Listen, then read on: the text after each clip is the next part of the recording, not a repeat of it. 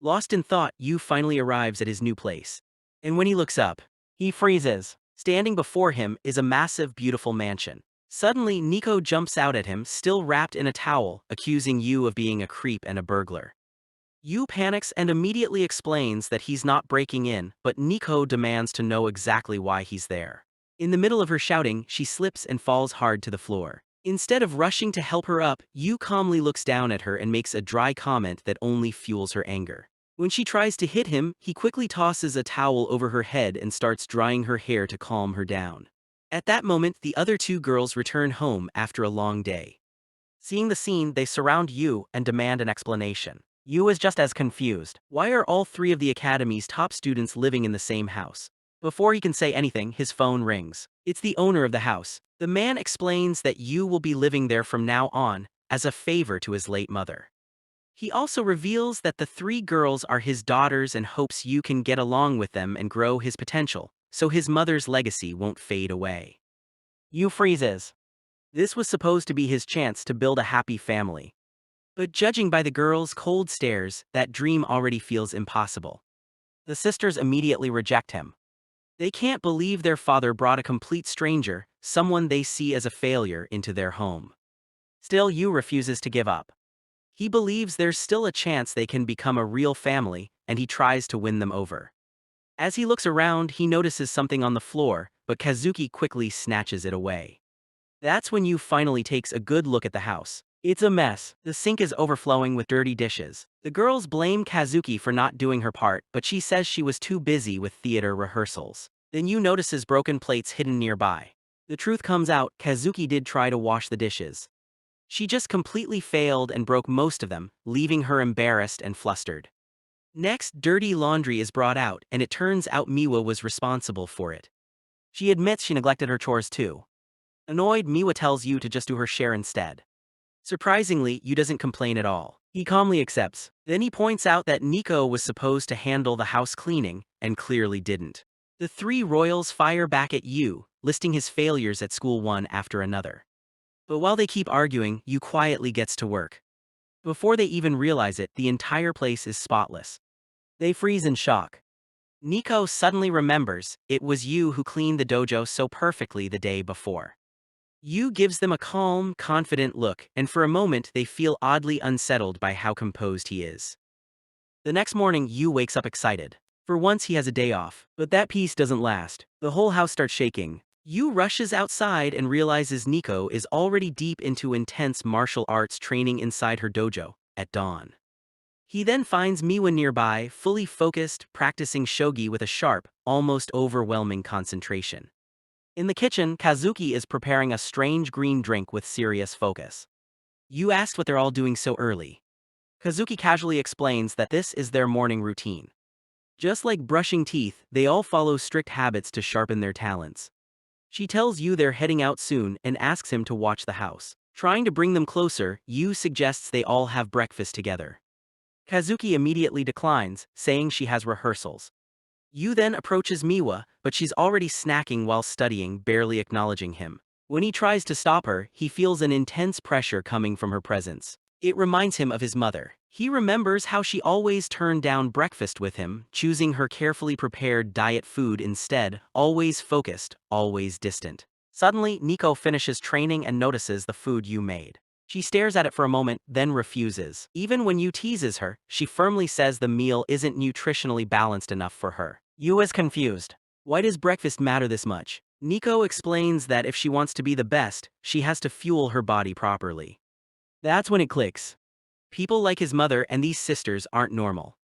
They're prodigies who structure every part of their lives around improving their talent. Miwa feeds her brain. As the sisters rush out to start their day, Yu suddenly stops them. He calmly tells them they forgot something. All three freeze, then immediately start checking their belongings in panic. They all yell at Yu when they don't find anything missing. But Yu calmly smiles and tells them they're wrong. Then, in a gentle and sincere tone, he says goodbye to them, warmly wishing them a good day. That's what they forgot. The words catch them completely off guard. They quickly brush it off, calling it pointless and stupid.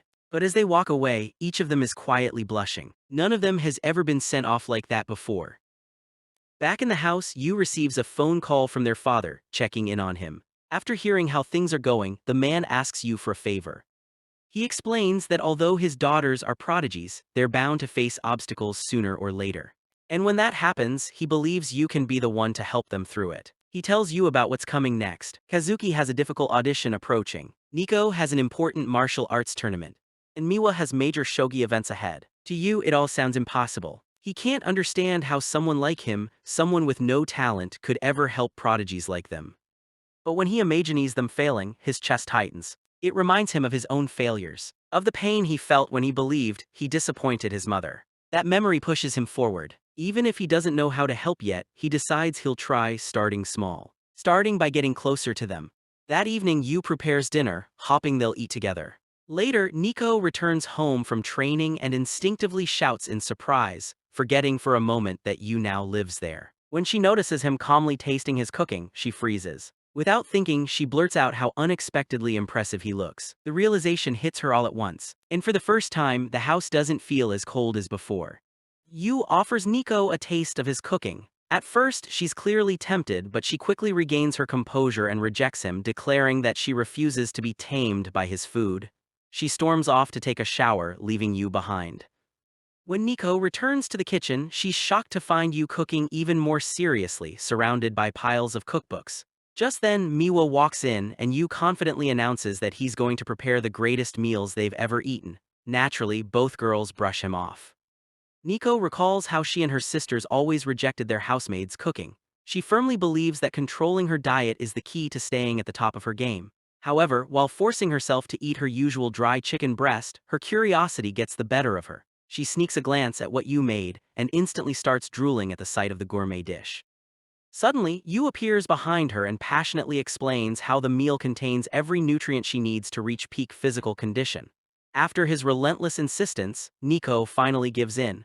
Completely exhausted, Yu collapses and admits that he cooked everything based on professional dietitian recommendations, just for her. Nico blushes, realizing how much effort he put in specifically for her. When she takes her first bite, she's stunned by how delicious it is and praises Yu's cooking. In Yu's mind, it feels like he just tamed a wild stray cat with a bottle of milk. Meanwhile, Miwa has been secretly watching the entire scene, barely holding back her own drool. When she finally steps forward, Yu immediately switches gears, explaining how the meal he prepared contains the perfect nutrients to enhance brain function and boost concentration. After hearing that, Miwa agrees to eat as well. That's when Nico realizes something shocking: Yu didn't just cook randomly. He carefully prepared each dish to perfectly match their individual talents and needs. While they're eating, the sisters start talking about how long it's been since they last had a meal together. Yu quietly smiles as he watches them interact like a real family. At that moment, Kazuki walks in, confused by the sight of her sisters eating together. Just like before, Yu eagerly explains how the food he prepared would benefit her talent as well, claiming it could even help her maintain clear skin for theater performances. However, to his surprise, Kazuki coldly rejects his offer. Nico tries to back Yu up, but Kazuki shuts them down, saying that eating together simply isn't her thing. To Yu, it feels like watching a stubborn cat refuse food no matter how carefully it was prepared. The rejection leaves him visibly hurt. Noticing his disappointment and knowing how hard he worked, Nico feels bad for him. She takes the plate from Yu's hands and eats it herself to comfort him. But then, Yu bluntly points out that the food Kazuki usually eats is loaded with carbs and could easily make her gain weight. This immediately enrages Nico, who was just trying to help. Sensing he went too far, Yu quickly reassures her that he can help her manage her diet properly. Hearing that, Nico turns red as a tomato. 3 days later, Yu starts attending school. Still troubled by how to reach Kazuki and fulfill their father's request to help his daughters, he decides that confronting her directly is the only option. He approaches Kazuki while she's surrounded by her fangirls, basking in their admiration. They instantly recognize Yu as the so-called talentless loser, and Kazuki herself joins in mocking him. Suddenly, Yu loudly pleads with Kazuki to stop rejecting him and to finally accept his special gift, something he's certain will make her happy. While Yu is clearly talking about his homemade food, everyone else completely misunderstands the situation, thinking he's boldly making a move on her right in front of everyone. They immediately demand that Kazuki explain what's going on with Yu, assuming the worst. Completely overwhelmed by the misunderstanding, Yu panics and runs away. Seeing the chaos he caused, Yu decides to approach Nico, hoping she might help him get closer to Kazuki. But the moment he calls out to her, Nico freezes. All she can remember is how flustered she gets whenever he's around. Before Yu can even explain himself, Nico's friends confront him, accusing him of acting too friendly with her. But then Nico suddenly steps forward, releasing an intimidating aura that scares everyone into backing off. Yu doesn't wait around and immediately runs away again. With no other option left, Yu heads toward his final resort, Miwa. Meanwhile, Miwa is quietly sitting in class, completely focused on playing shogi on her phone. When she overhears students struggling with a difficult math question, she casually gives them the correct answer. Instead of being impressed, the students grow uncomfortable, feeling intimidated by her intelligence. When Yu arrives, he quickly notices how different Miwa is compared to her sisters. At school, she's extremely quiet and keeps to herself. Yu tries to strike up a conversation and invites her to have lunch with him, but Miwa coldly refuses and walks away. Yu, however, refuses to give up. He starts chasing after her across campus, turning the situation into a ridiculous game of cat and mouse, all because he wants to eat lunch together. Eventually, both of them collapse from exhaustion. That's when Yu realizes something important. Miwa is just as bad at physical activity as he is. He points out how she rarely talks in class, and Miwa admits that as one of the three royals, she struggles to connect with others and fit in. Yu tells her that he understands how isolating it feels. When he jokingly refers to himself as a royal like her, Miwa gets annoyed. He quickly corrects himself, calling himself a royal failure who's bad at almost everything. That finally makes Miwa laugh. After calming down, they end up having lunch together. During their conversation, Miwa tells Yu that if he truly wants to get closer to Kazuki, he needs to find out her favorite food. She recalls how, when they were younger, Kazuki once asked their mother to cook something special just for her. Hearing this, Yu realizes the truth: Kazuki's favorite food is her mother's cooking. Later that evening at home, Yu attempts to recreate something special in the kitchen. But when Kazuki walks in, she suddenly collapses right in front of him. Panicking, Yu rushes to help, and they soon discover that she's suffering from a dangerously high fever.